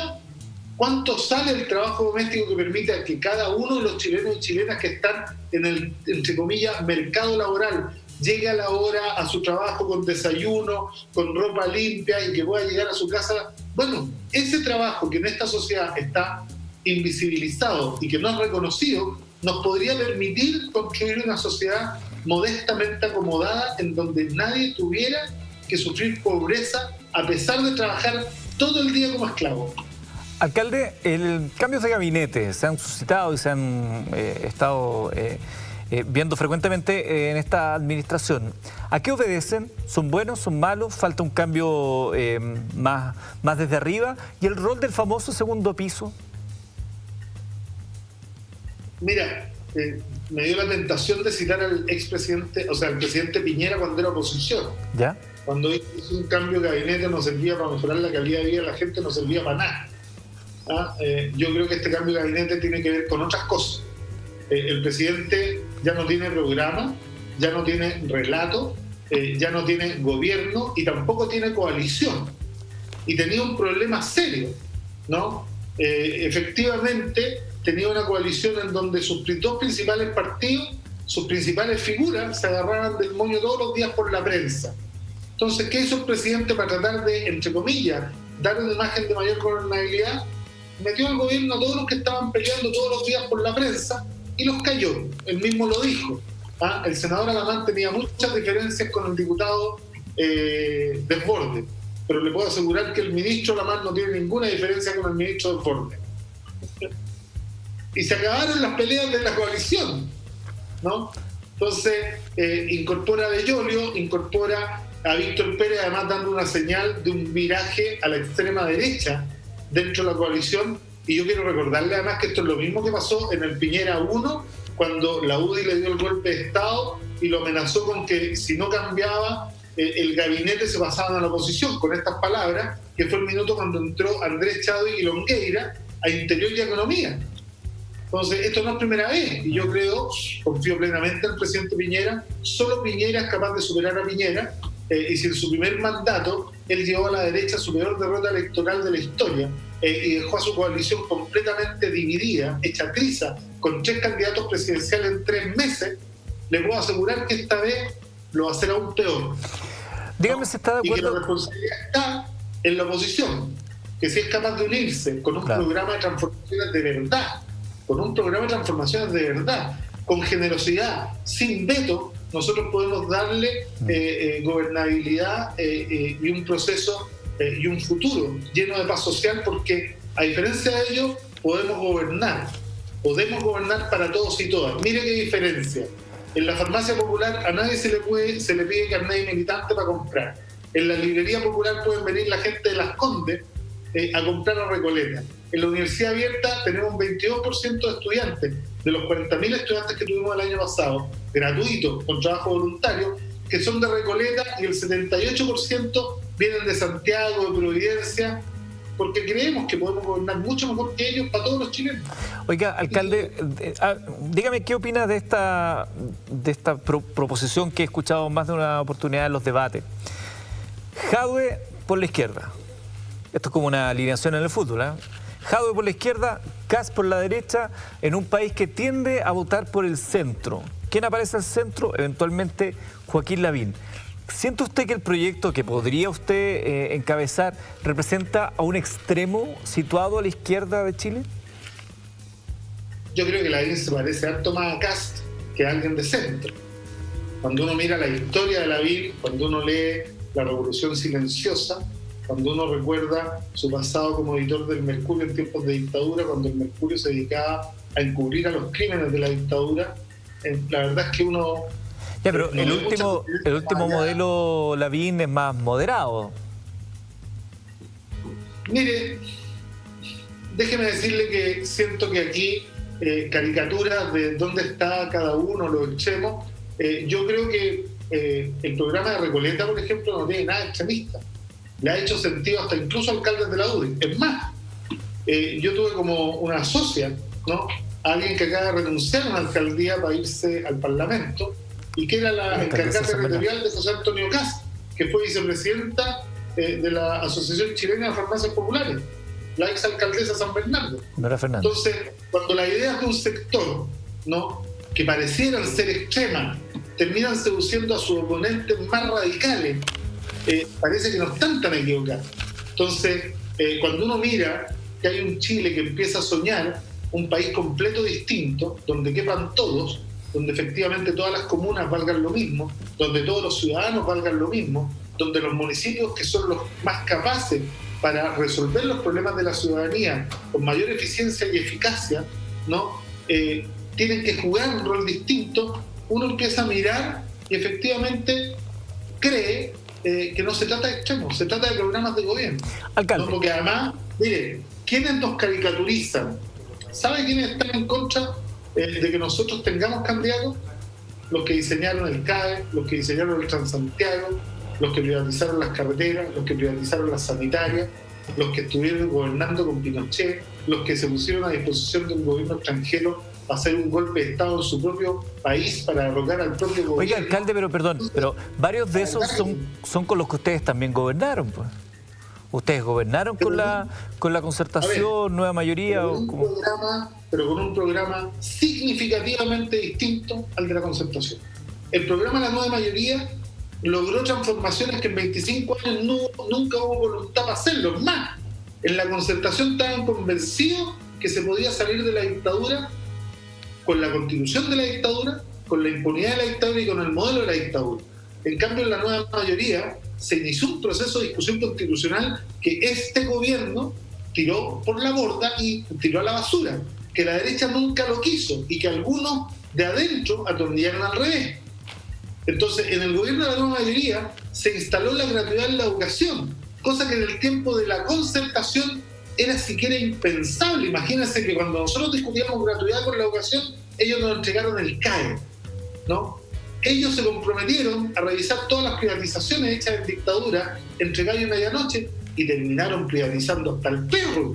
O sea, privatizaron las carreteras, privatizaron las sanitarias, privatizaron todo lo que pudieron privatizar. Es más, le dieron más atribución a la AFP, ¿no?, para perjudicar las pensiones.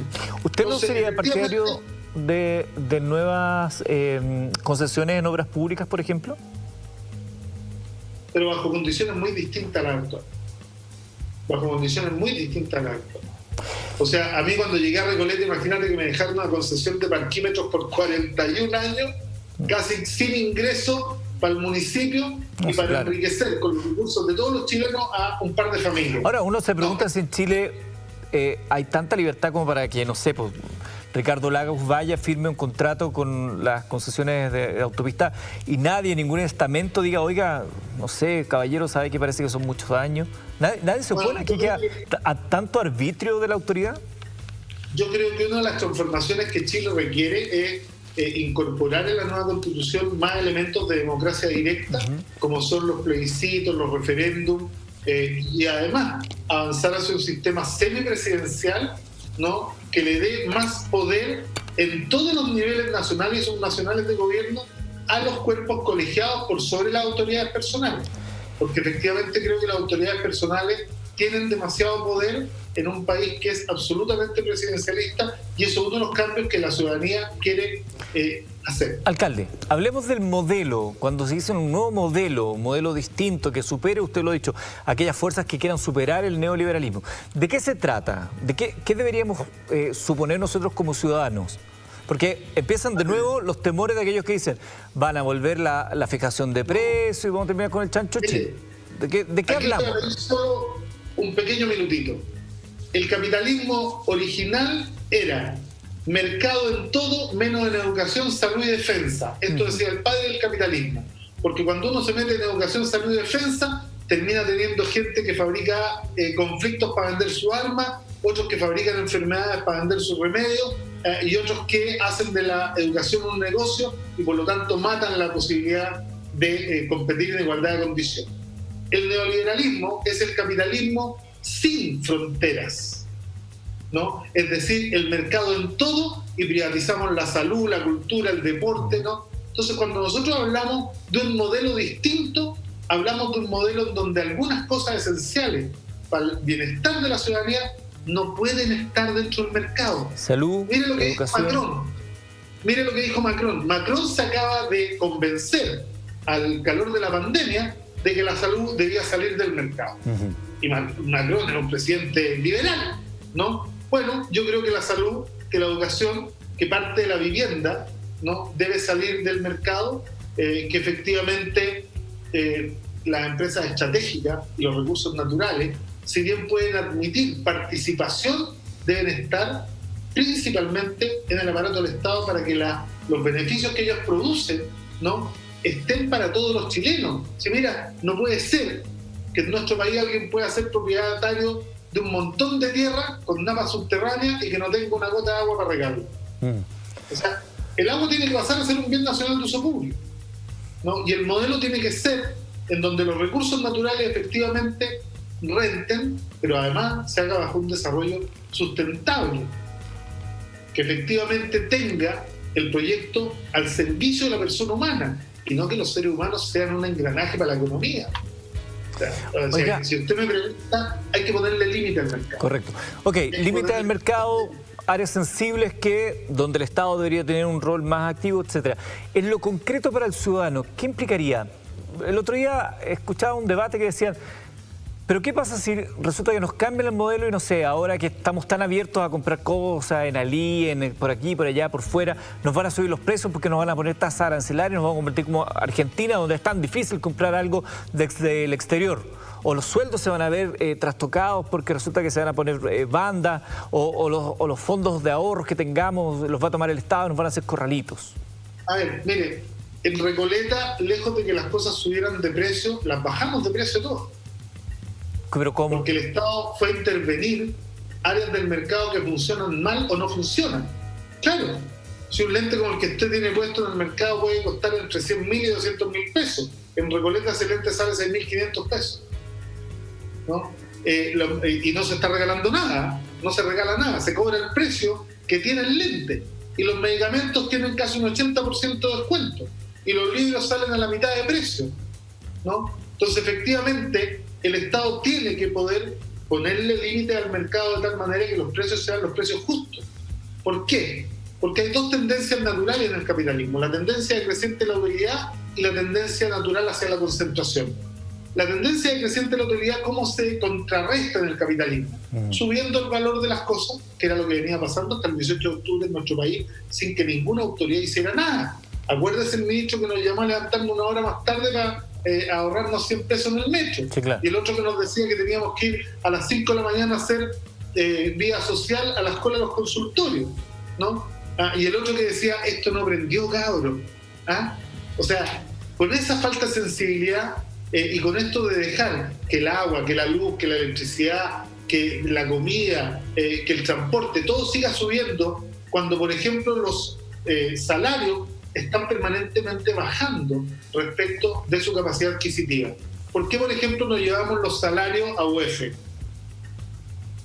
Porque usted sabe que la UEF se va reajustando y todo el diferencial que se genera entre lo que está pagado en pesos y lo que usted paga en UEF va siempre en favor de la utilidad de la empresa, ¿no? Entonces usted paga el dividendo en UEF y el salario se lo pagan en pesos. Usted paga los préstamos en UEF y el salario se lo pagan en pesos. La pregunta es ¿por qué siempre el diferencial y la pérdida de capacidad adquisitiva tiene que ir en contra del trabajador y permitiendo acrecentar la utilidad? Entonces yo creo que hay cambios estructurales que hay que hacer, ¿no? Efectivamente, cuando nosotros decimos, bueno, pongamos a los niños primero en la fila. En el gobierno de la presidenta Bachelet se construyeron 469 jardines infantiles con sala cuna a nivel del país. ¿Sabe cuántos se han construido en el periodo de Piñera, que decía que iba a poner a los niños primero en la fila? 0. Ya, pero usted reconocerá también que al gobierno actual le ha tocado enfrentar un 18 de octubre, una pandemia, situaciones que trastocaron, usted mismo lo dijo, trastocaron el plan de gobierno de Sebastián Piñera, ¿no? Pero un año y medio después de que el gobierno había partido. O sea, no le concede ni uno. O sea, además, si el gobierno hubiera hecho cosas distintas, quizás el 18 de octubre no hubiera llegado. Por ejemplo, si en vez de tirar a la basura el proceso constitucional de Bachelet, lo hubiera tomado y lo hubiera relanzado con más fuerza, habríamos estado discutiendo la Constitución, que era la demanda fundamental del 18 de octubre, bastante antes del 18 de octubre.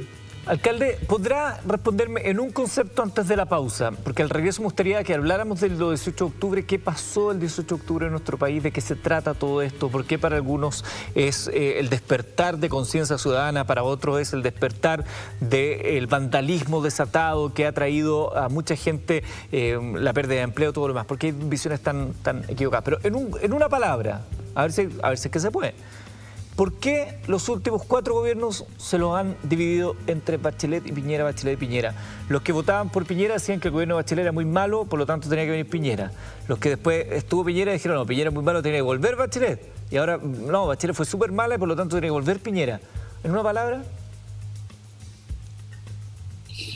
Por la distancia creciente entre el sistema político y la ciudadanía.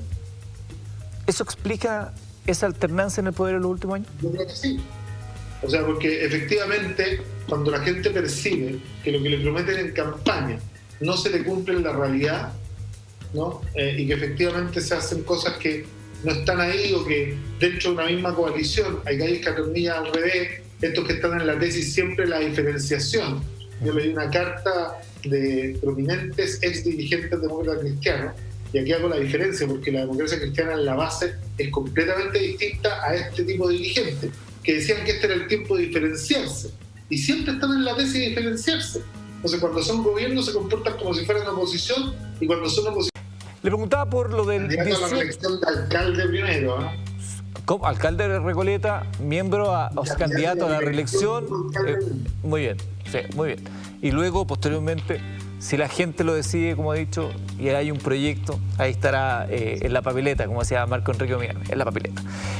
Alcalde, 18 de octubre, más allá de lo evidente, lo que sabemos, que esa fractura o ese despertar, ¿por qué hay una visión tan distinta? Mientras algunos dicen que sí, que Chile despertó, la dignidad, etcétera, otros dicen sí, pero también hubo violencia en las calles, hubo saqueo, hubo robos, hubo gente que quedó sin trabajo.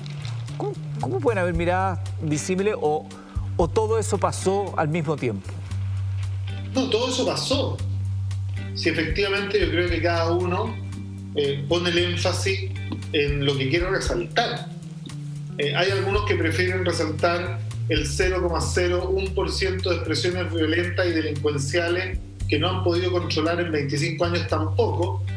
Y hay otros que decimos, mira, el 99,95% de manifestaciones pacíficas son lo relevante, ¿no? Esto es lo que hay que discutir, esto es lo que hay que poner al centro, el malestar ciudadano, la indignación, la necesidad de una transformación mucho más profunda de la sociedad y la bancarrota del modelo, ¿no? Si mira, hay que decir algo, Eduardo, que mucha gente olvida. Entre diciembre del 89 y el 18 de octubre del 2019 no hay ninguna reivindicación nueva. No hay ninguna demanda que no se haya puesto sobre el tapete en cientos de manifestaciones a lo largo de 25 años, más de una vez. La única diferencia es que en el 89 se hacía con 15.000, en el 94 con 50.000, en el 97 con 100.000, en el 2001 con 200.000, en el 2006 con 500.000, en el 2011 con 1 millón, con Camila Vallejo liderando la FED, en el 2016 con 1,5 millones, y en todo este tiempo los que gobernaron no escucharon y se hicieron los lesos. Y siempre repetían, no, si la gente no quiere cambio de modelo, no, si la gente vota por nosotros igual. La Concertación nunca asumió, por ejemplo, que en 2 periodos perdió 1.800.000 veces, y seguían repitiendo de manera mecánica que eran el conglomerado de mayor éxito en la historia republicana de Chile. Efectivamente, alguien puede creer que un conglomerado exitoso pierde el 40% de sus votos en 2 periodos. Yo creo que hay que tener una alta distorsión de la realidad para afirmar estas cosas. ¿Y por qué sale la derecha? Por el sistema político. Yo quiero recordarles, mira, yo soy enemigo de poner límite a la democracia con la excusa con las reelecciones de tirar la democracia. En todos los países del mundo, por ejemplo, yo nunca he visto a la derecha ni a la DC reclamando porque Angela Merkel se reelija 5 periodos. Nunca he visto que aleguen por los 5 periodos, con todas las acusaciones de corrupción que tiene sobre él el primer ministro israelí. Pero aquí les molesta la reelección porque cuando hay que hacer transformaciones profundas, 4 años no alcanzan. Entonces imagínate, porque en el 2010 le dijimos a los chilenos y chilenas que no podían elegir a quien querían elegir para en la presidencia de la República, que era Michelle Bachelet, que tenía más de un 73% de aprobación. Llega Piñera porque no teníamos candidato que estuviera a la altura de la presidenta Bachelet. Entonces, yo creo que ahí algo que reflexionar, ¿no? Y puede ser que algunos, que efectivamente quieren seguir defendiendo sus privilegios, no quieren que nada cambie, viven muy bien, viven en esa burbuja que no tiene conciencia ni de la pobreza, ni del hacinamiento, ni de las diferencias sociales, ni de la fragmentación urbana que vive en nuestras ciudades, no tienen conciencia de eso. Entonces el modelo funciona también para ellos, algunos que ganan, como te decía, 2.000 millones de pesos en una familia al mes. Sí. Bueno, eso prefieren poner el énfasis en la violencia. Correcto. Alcalde, ya sobre el final, porque nos está pillando el final, quedan creo que 2 minutos. ¿Qué autocrítica haría usted de su gestión en Recoleta? ¿Qué autocrítica? Yo creo que hemos sido incapaces de efectivamente poder vencer algunos problemas endémicos de la comuna, como por ejemplo las 40 toneladas de basura diaria que genera La Vega, ¿no? Y que más encima las generan y además no tenemos recursos para poder pasar 5 veces a limpiarlo, ¿no? Se pasa 2 en el lugar en donde más veces se pasa, pero efectivamente creo que ahí no hemos dado con alguna solución, ni siquiera en asociación con ellos, para poder vencer ese problema. Y quizá el segundo,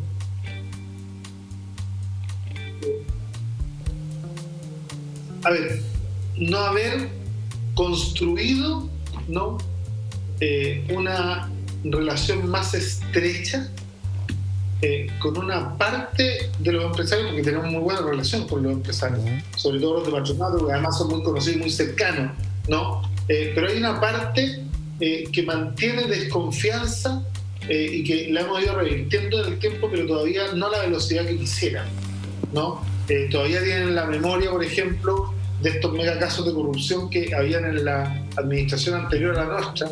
Hemos logrado erradicar la corrupción de una manera bastante notable, pero yo creo que nos van quedando espacios de ineficiencia municipal que finalmente terminan retardando alguna inversión. El alcalde de Recoleta, candidato a la reelección por Recoleta y candidato a la presidencia de la República eventualmente, Daniel Jadwe, conversando con nosotros. Daniel, muchas gracias por recibir nuestro llamado y nuestra convocatoria esta noche. Muchas gracias a ti, Eduardo, y a todos y todas quienes hacen posible este programa. Un abrazo. Será hasta la próxima, alcalde. Muchas gracias también a todos aquellos que nos sintonizaron esta noche. La conversación siempre estará presente acá en Mentiras Verdaderas. Muy buenas noches. Que descansen.